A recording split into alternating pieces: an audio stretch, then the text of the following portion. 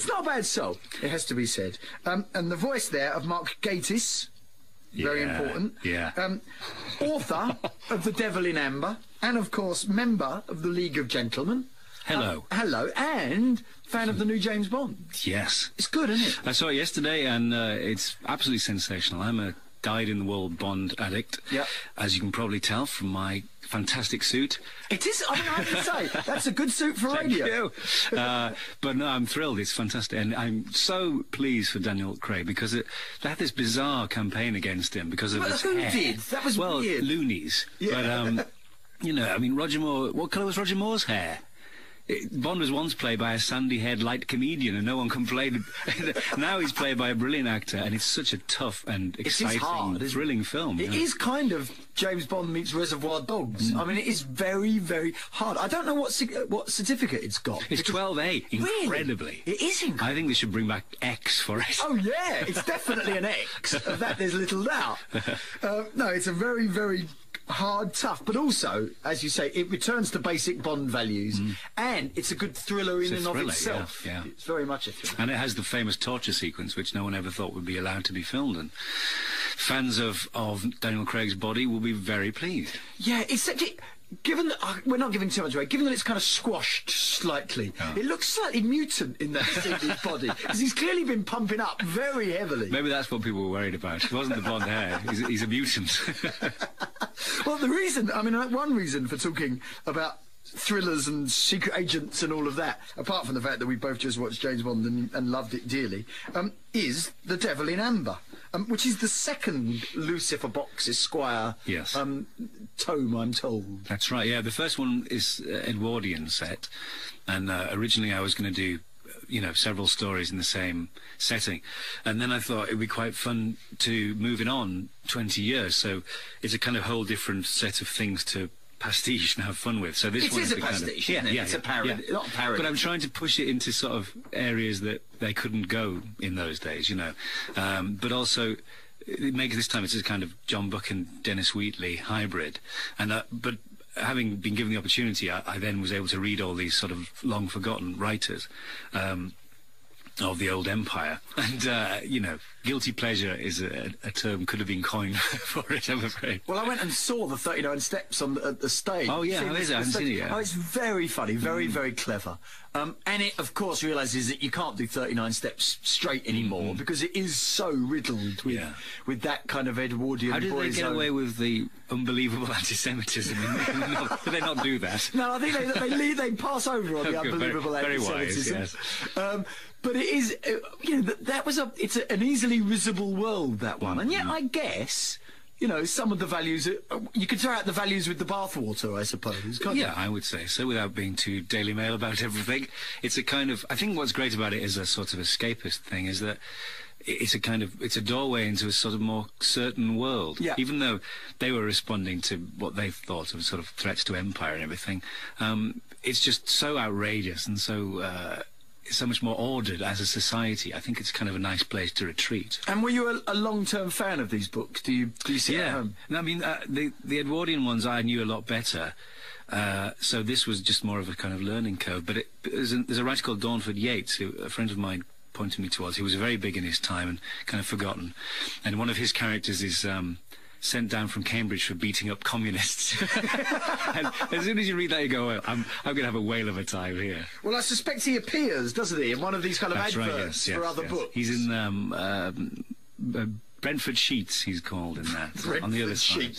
Because the front and back leaves of the book are full of kind of dangerous bent. They wore dark trousers by Tenacious Beach Men. I mean, you obviously had fun making these up. That was the best part of the whole experience, yes. When did this start? When have you always wanted to write books? I mean, because obviously you're known in other contexts, League of Gentlemen and all that. Well, I've always written as well as performed, but then I was just approached by the publisher years ago now with a story idea or whatever I wanted to do, and the only thing I'd ever really kind of considered as a Bond fan was a sort of Edwardian or Victorian James Bond story sort of approach, you know. And originally quite a hard Fleming-y kind of feel. They haven't worked out that way. No, it isn't like that. But then I think what I'm enjoying about doing them is this idea of kind of taking the same character and seeing him in different snapshots of his life. So is this what we're going to get now? Are we going to get the swinging 60s one? No, next? the third one will be early 50s, Right. although he'll be very old, and I'm going to do as a kind of early Fleming, sort of harder edge sort of thing. And I'm going to call it, this is an exclusive, I think I'm going to call it Clawhammer. Oh, that sounds about right. Yeah. Definitely. And there's the line in a James Bond film, well, I don't want to give too much away, but about missing the Cold War. And you can... I do, don't you? Exactly. Well, but also because I quite like the other side in that one as well. So you had a certain sort of... You didn't mind which side won. It was quite handy. In a non-espionage vein, I miss it because actually the world was a lot safer. Oh, it was safer. Terrible. We were stalked by nuclear terror, but it was two big blocks. Yeah. Now it's so fragmented. My God, we're in dangerous waters now. We are. But it's quite nice to take us back to somehow safer I do my times best. in the Devil in Amber. What about taking us back to the League of Gentlemen? What's happening on that front? Well, we're on sabbatical. Reese is doing the producers till January. Steve's filming in Spain. I've been doing lots of things. I'm about to appear as Bamba Gascoigne in the film Start of the 10, which opens next week. And I'm... Tell us a bit more about that. I don't know anything about this. It's a rom-com about... James McAvoy plays a boy who gets on University Challenge at Bristol University in the 80s, and he's trying to impress the girl he fancies who's also on the team. And I give my Bamba. There's no inner life of Bamba. Right. But I had a great time doing it. And they did amazing reconstruction of that sort of dismal Sunday afternoon green set. And you know what? How stupid am I? For years, I thought they sat one on top of it. Everybody did. I mean, it's just, we all fell for it. Yeah.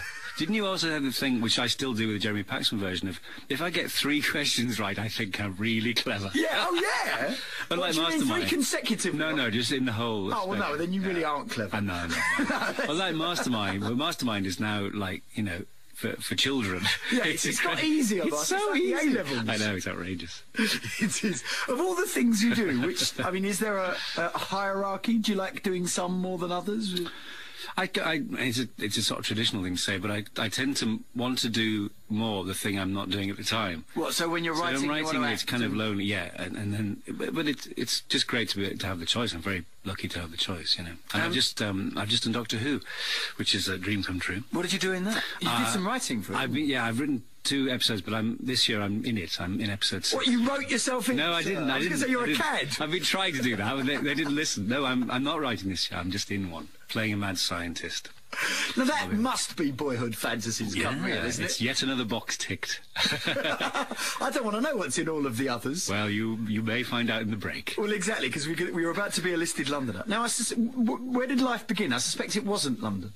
I know it began in... I'm from Sedgefield in County Durham, which is... Because I was trying to work out what the accent is, because there's definitely an accent, but it's not as... I found it hard to pin down. It's years of London polish. Is that what it is? Yeah. Smeared all over? Yes, like Kiwi boot polish.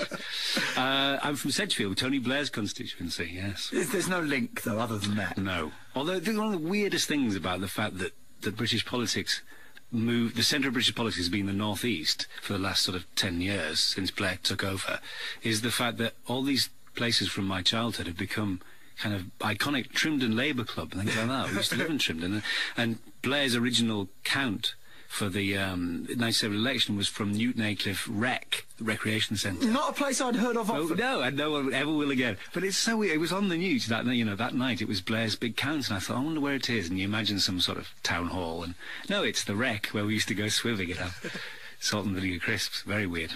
Oh, I always had a wagon wheel after swimming, you see, and a bovril. To me, that's the difference between us, Robert.